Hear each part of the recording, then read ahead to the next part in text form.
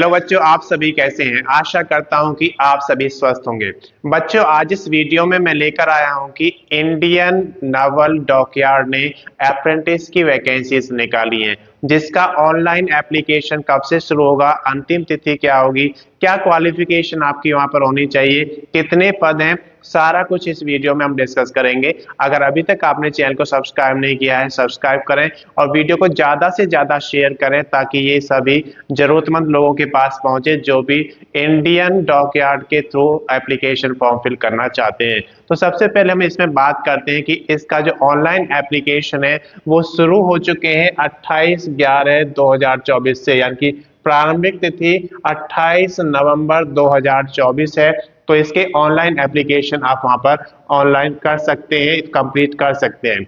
अंतिम तिथि 2/1/2025 है, यानी कि 2 जनवरी 2025 तक आप इसका ऑनलाइन एप्लीकेशन कंप्लीट कर सकते हैं। एग्जाम डेट की अगर बात करते हैं तो 28/2/2025 रखा गया है। तो एग्जाम डेट आपका 28 फरवरी 2025 को है, जिस दिन आपका एग्जाम कंडक्ट कराया जाएगा। इसके बाद रिजल्ट की बात करते हैं तो 3/4/2025 यानी कि 3 अप्रैल 2025 को इसका रिजल्ट डिक्लेयर कर दिया जाएगा। आवेदन शुल्क की अगर बात करते हैं तो आप किसी भी कैटेगरी से बिलोंग करते हैं तो आपको इसके लिए कोई आवेदन शुल्क यहाँ पर नहीं देना है। तो इसका आवेदन शुल्क 0 रखा गया है। इसके बाद बात करते हैं आयु की, तो 2/5/2011 से पहले या फिर उसी दिन का जन्म आपका होना चाहिए।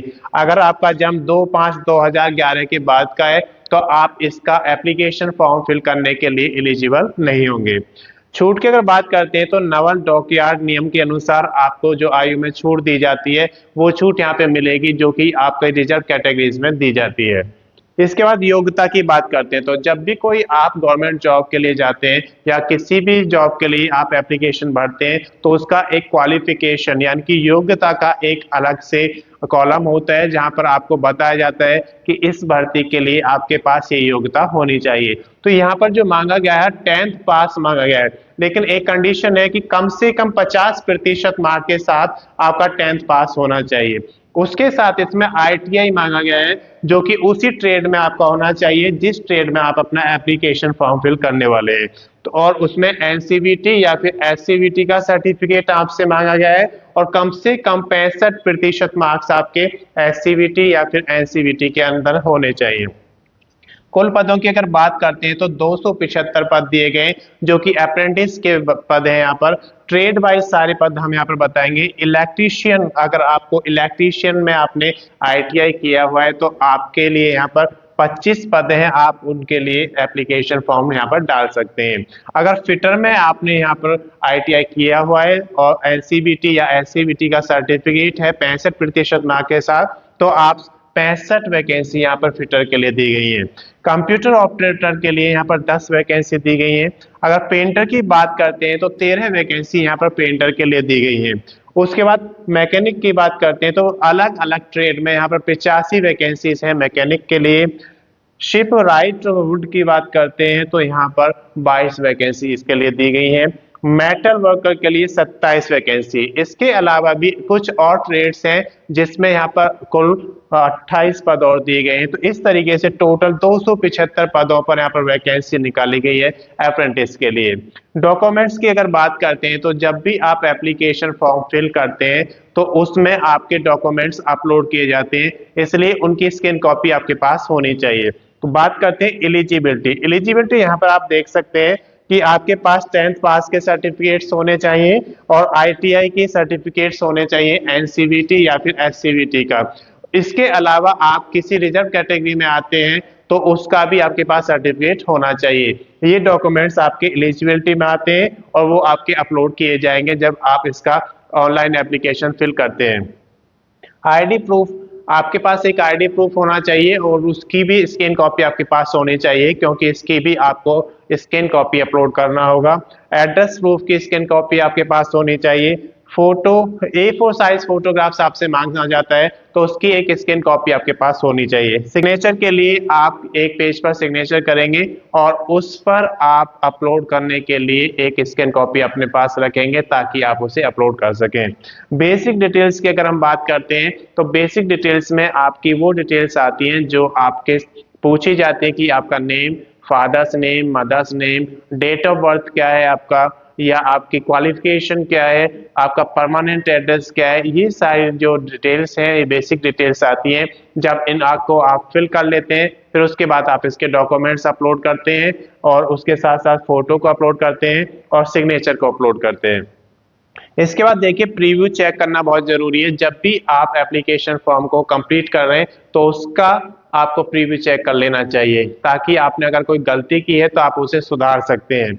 उसके साथ साथ आप उसका फिर फाइनल सबमिशन कर देंगे। अगर आपने प्रीव्यू चेक कर लिया है तो उसका फाइनल सबमिशन कर दीजिए, और फाइनल सबमिशन के बाद आप उसका प्रिंट आउट लेना बिल्कुल ना भूलें, ताकि आपके पास फ्यूचर में रिकॉर्ड रहे। जब आप इस भर्ती में आप आगे बढ़ेंगे तो आपने क्या क्या वहां पर एंट्रीज फिल किए हैं, कोई वेरिएशन तो नहीं हुआ है, तो वो सारी चीजें इसमें प्रूफ आपके पास रहता है।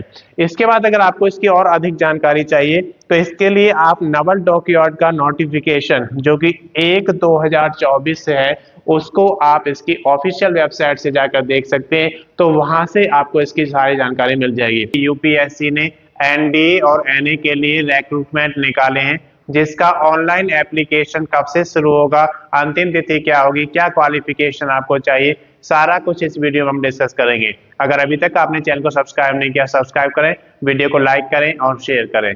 सबसे पहले हम बात करते हैं कि एनडीए क्या होता है। तो ये नेशनल डिफेंस एकेडमी होता है, जिसमें आप 12th पास है या फिर 12th में आप अपियर हैं, तो दोनों ही कैंडिडेट इसके लिए एलिजिबल होते हैं। तो नेशनल डिफेंस एकेडमी और एनए यहाँ पर नवल एकेडमी होता है, इनके थ्रू आप डायरेक्ट लेफ्टिनेंट की पोस्ट पर जाते हैं। ये यूपीएससी कंडक्ट कराता है। तो प्रारंभिक तिथि की अगर बात करते हैं तो इसका ऑनलाइन एप्लीकेशन 11/12/2024 से शुरू हो चुके हैं, यानी कि 11 दिसंबर 2024। अंतिम तिथि की बात करें तो 31/12/2024 है, 31 दिसंबर 2024 तक आप इसका ऑनलाइन एप्लीकेशन भर सकते हैं। इसके बाद आवेदन शुल्क की बात करते हैं। आवेदन शुल्क आप 31/12/2024 तक जमा करा सकते हैं। किस कैटेगरी में कितनी एप्लीकेशन फी आपको देना है आप यहाँ पर देख सकते हैं।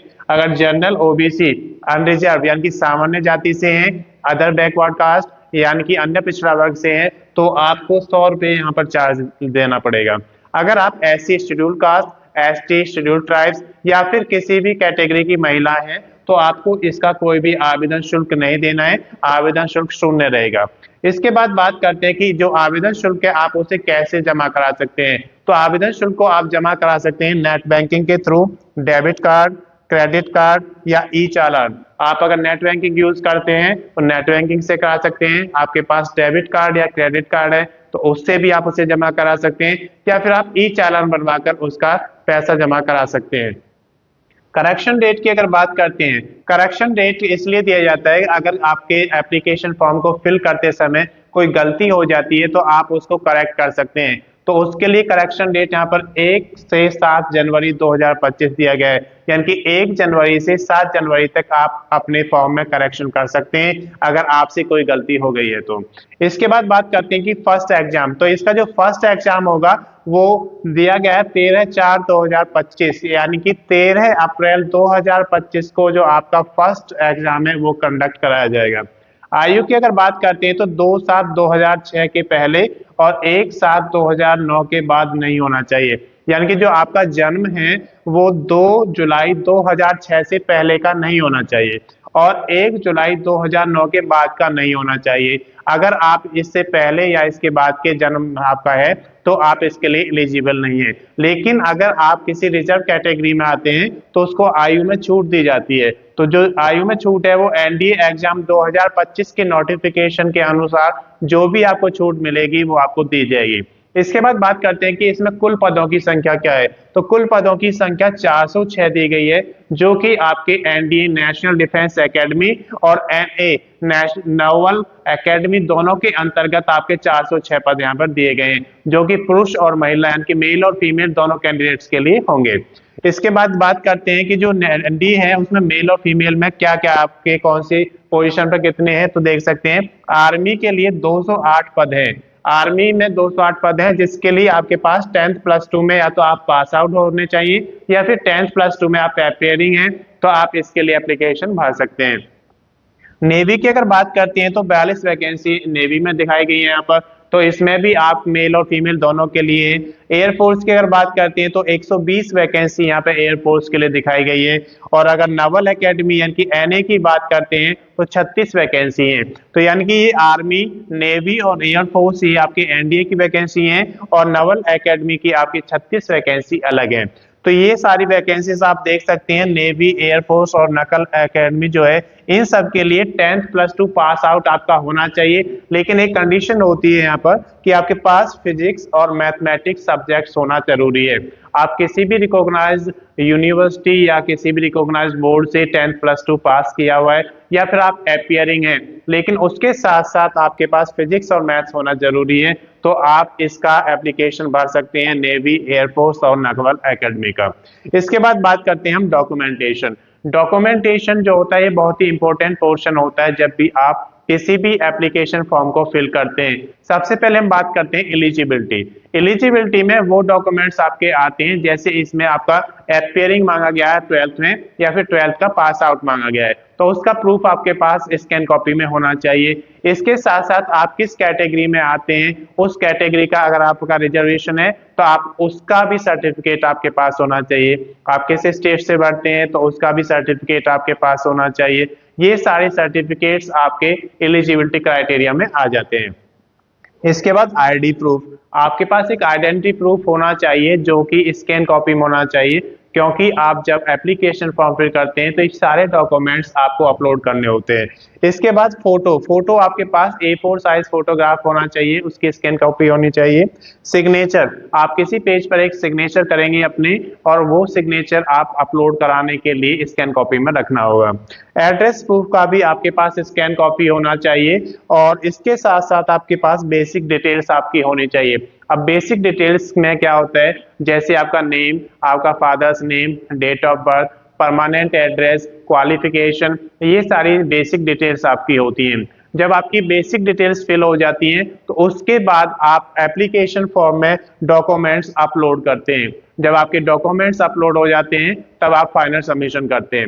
लेकिन फाइनल सबमिशन से पहले आपको क्या करना होगा, प्रीव्यू को चेक करना होगा। प्रीव्यू चेक करने से क्या बेनिफिट होता है कि जो आपकी गलती अगर आपने उसमें की हुई है तो आप उसे सुधार सकते हैं। तो प्रीव्यू चेक कर लें और अगर प्रीव्यू में कोई गलती आपको नहीं नजर आती है, आपको लगता है कि सब कुछ ठीक है, तो आप उसका फाइनल सबमिशन कर दें। लेकिन फाइनल सबमिशन के बाद उसका प्रिंट आउट जरूर ले लें। प्रिंट आउट लेने से आपको एक बेनिफिट होता है कि इस भर्ती में जैसे जैसे आप आगे बढ़ेंगे तो आपने क्या क्या उसमें एप्लीकेशन फॉर्म में डाला है, क्या क्या फिल किया है, वो सारे डॉक्यूमेंट्स आपके पास होने चाहिए। तो उसके लिए आपके पास प्रूफ होना चाहिए कि क्या क्या आपने वहां पर भरा है। इसके बाद अगर बात करते हैं फाइनल सबमिशन, तो फाइनल सबमिशन हो गया आपका।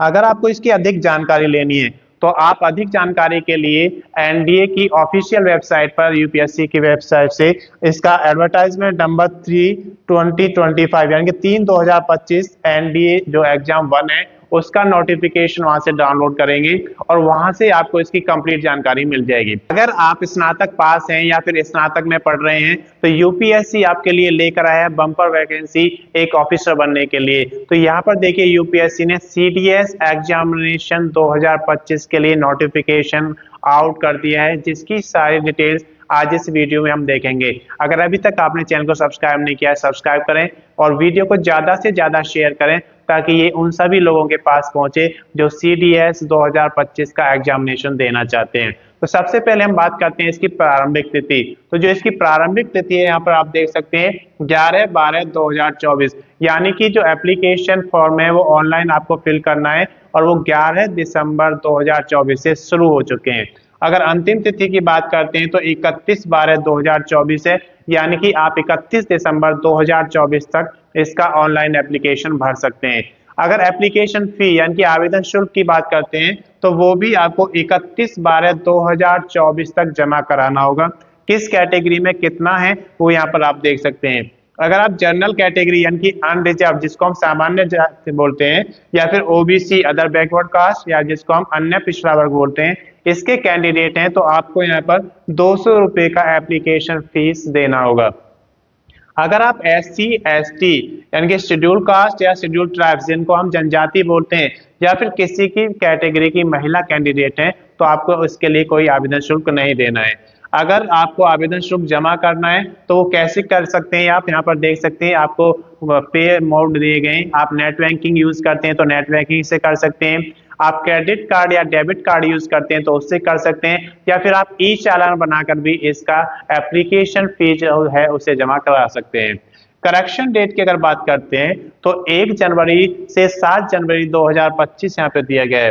करेक्शन डेट इसलिए दिया जाता है कि जब आप एप्लीकेशन फॉर्म फिल करते हैं अगर उसमें कोई गलती हो जाती है या कोई त्रुटि हो जाती है तो आप उसे सुधार सकें, तो उसके लिए यहाँ पर 1 से 7 जनवरी 2025 का समय आपको दिया गया है।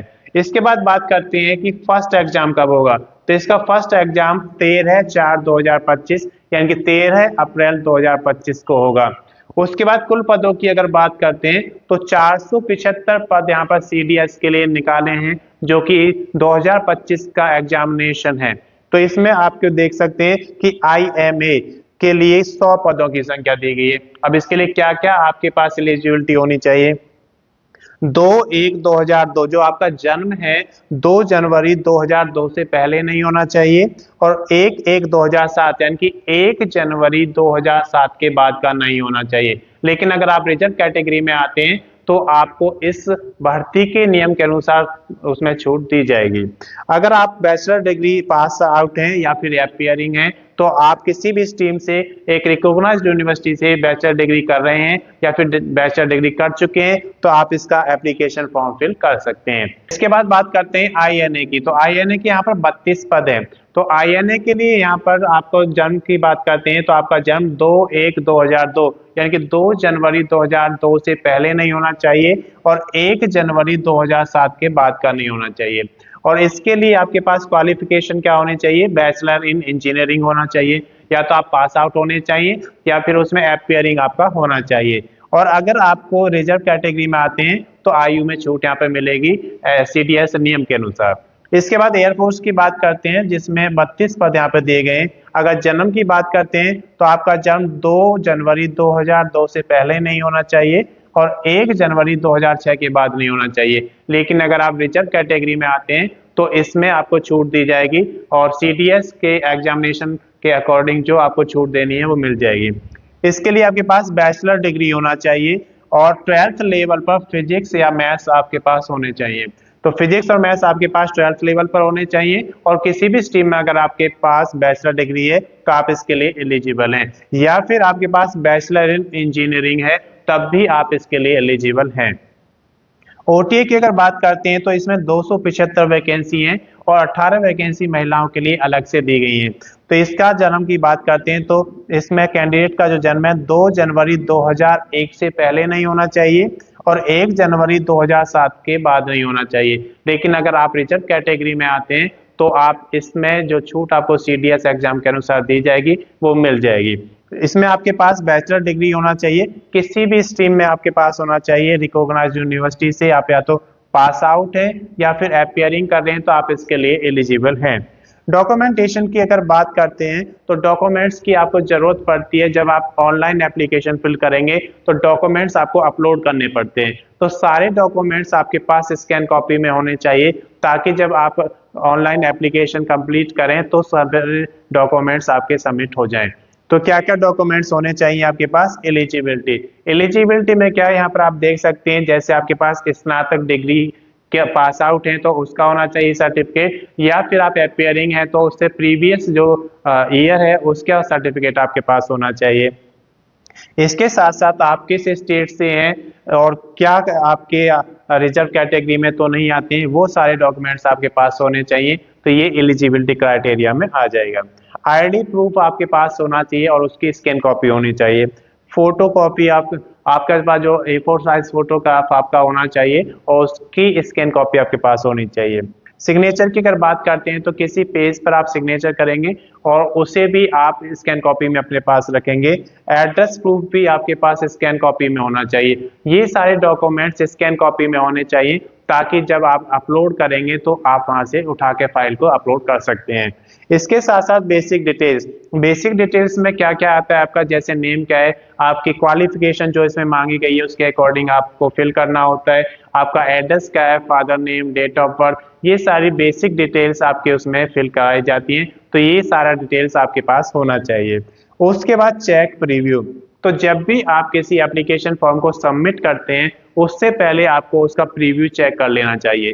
प्रीव्यू चेक करने से आपको बेनिफिट मिलता है कि अगर आपने कोई गलती की हुई है तो आप उसे सुधार सकते हैं, और उसे फाइनल सबमिशन से पहले चेक करना बहुत जरूरी है। उसके बाद आप उसे फाइनल सबमिट कर दें, और फाइनल सबमिशन के बाद आपको उसका प्रिंट आउट लेना बहुत जरूरी है, क्योंकि प्रिंट आउट से आपके पास एक प्रूफ रहता है कि आपने इस भर्ती में क्या क्या डॉक्यूमेंटेशन अप्लाई किया है और किस किस को आपको आगे इस भर्ती में रखना है, उसके अकॉर्डिंग आपके पास सारी डिटेल्स होती हैं।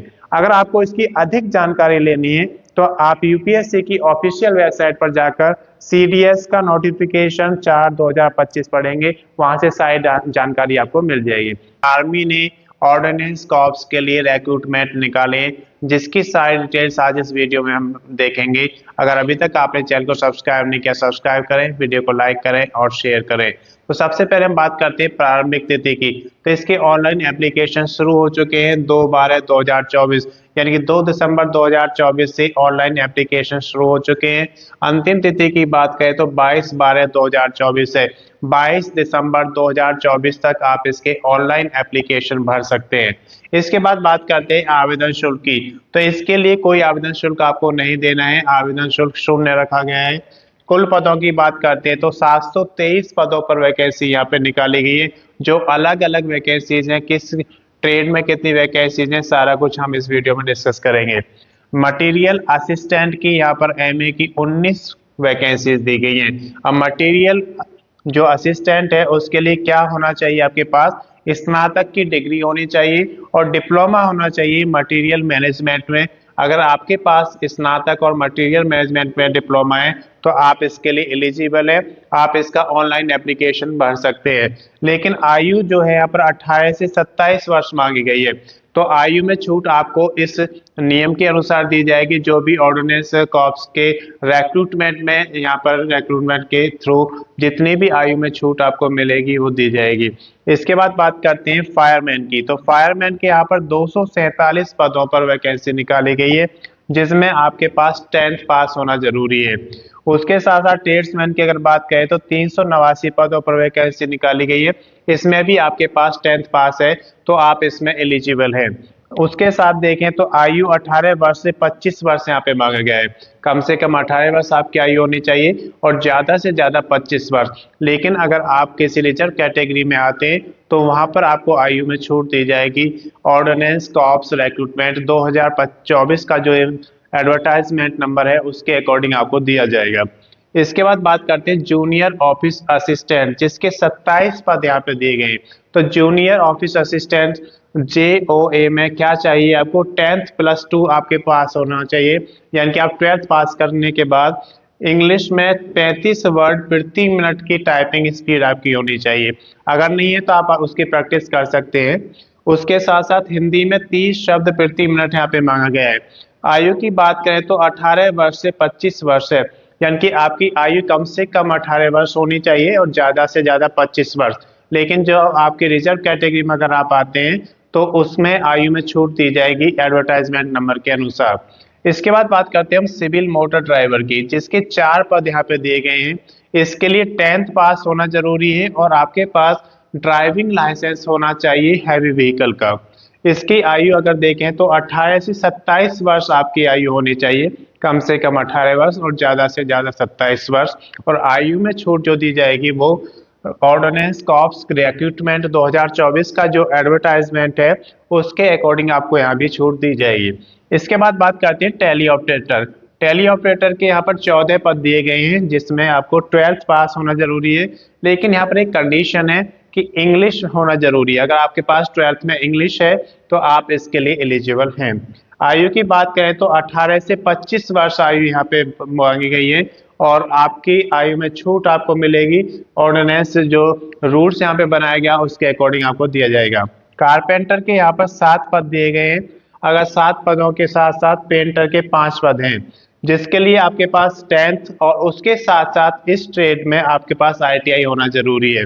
अगर आयु की बात करें तो 18 से 25 वर्ष यहाँ पे दिया गया है, कम से कम 18 वर्ष और ज़्यादा से ज़्यादा 25 वर्ष होना चाहिए। MTS की अगर बात करें तो 11 पद हैं यहाँ पर, इसके लिए आपके पास 10th पास होना चाहिए और आयु 18 से 25 वर्ष रखा गया है अभी, कम से कम 18 वर्ष और ज़्यादा से ज़्यादा 25 वर्ष। और आयु में जो छूट दी जाएगी वो आर्मी ऑर्डिनेंस कॉर्प्स रिक्रूटमेंट के एडवर्टाइजमेंट के अकॉर्डिंग दी जाएगी। इसके बाद बात करते हैं हम डॉक्यूमेंट्स की। तो जब भी कोई एप्लीकेशन फॉर्म आप फिल करते हैं तो उसमें कुछ डॉक्यूमेंट्स आपको अपलोड करने होते हैं। कौन कौन से डॉक्यूमेंट्स अपलोड किए जाते हैं वो सारा कुछ यहाँ पे देख सकते हैं। एलिजिबिलिटी, आप जिस भी यहाँ पर अप्लाई कर रहे हैं जिस भी ट्रेड के लिए, उसके अकॉर्डिंग आपके पास एलिजिबिलिटी डॉक्यूमेंट्स होने चाहिए। जैसे कि आप अगर इसके लिए फिल करना चाहते हैं टेली ऑपरेटर के लिए, तो 12th पास होना चाहिए इंग्लिश के साथ, तो इसके डॉक्यूमेंट्स आपके पास होने चाहिए। इसके साथ साथ आप अगर रिजर्व कैटेगरी में आते हैं उसके डॉक्यूमेंट्स आपके पास होने चाहिए। किस स्टेट से आप इसका फॉर्म फिल कर रहे हैं वो भी आपके पास स्टेट का डॉक्यूमेंट होने चाहिए। इसके बाद आपके पास ID प्रूफ होना चाहिए, उसकी स्कैन कॉपी होनी चाहिए। एड्रेस प्रूफ और उसकी स्कैन कॉपी आपके पास होनी चाहिए। बेसिक डिटेल्स, बेसिक डिटेल्स में क्या आता है, जैसे आप फॉर्म को फिल करते हैं तो उसमें आपका name, father's name, date of birth, आपकी क्वालिफिकेशन, आपका जो एड्रेस प्रूफ है, वो सारी चीज़ें वहाँ पर बेसिक डिटेल्स में फिल की जाती हैं। उसके बाद आप उन सभी डॉक्यूमेंट्स का स्कैन कॉपी वहाँ पर अपलोड करेंगे। स्कैन कॉपी जब अपलोड हो जाएगी फिर उसके बाद आप फोटो और सिग्नेचर अपलोड करते हैं, तो फोटो आपके पास होना चाहिए A4 साइज, उसकी स्कैन कॉपी होनी चाहिए और सिग्नेचर आप एक पेज पर कर कर उसके आप स्कैन कॉपी ले सकते हैं। इसके बाद बात करते हैं प्रीव्यू की। तो जब आपका एप्लीकेशन फॉर्म फिल हो जाता है तो उसका प्रीव्यू जरूर चेक करें, ताकि आपको अगर कोई गलती आपने की है तो वो वहाँ पर पकड़ में आ जाती है और आप उसके बाद फाइनल सबमिशन उसका कर देंगे। जब फाइनल सबमिशन आपका हो जाएगा उसके बाद उसका प्रिंट आउट जरूर लें, क्योंकि प्रिंट आउट से आप जब भर्ती में आगे बढ़ेंगे तो आपके पास प्रूफ रहता है कि क्या क्या चीज़ें आपने यहाँ पे फिल करी हैं, उसके अकॉर्डिंग आपके पास सारे डॉक्यूमेंट्स होने चाहिए। अगर इसको आपको अधिक जानकारी लेना है तो आप इसकी अधिक जानकारी के लिए एडवर्टाइजमेंट नंबर AOC CRC 2024 अक्टूबर AOC 2003 जो आपका नंबर 3 पर है, इसको आप पढ़ेंगे तो इसमें सारी डिटेल्स आपको मिल जाएंगी। मैं समझता हूँ कि आपको जो जानकारी दी गई है ये आपके लिए पर्याप्त है। अगर आपको वीडियो पसंद आई है तो ज़्यादा से ज़्यादा इसको शेयर करें ताकि सभी बच्चे इसका फॉर्म फिल कर सकें। धन्यवाद।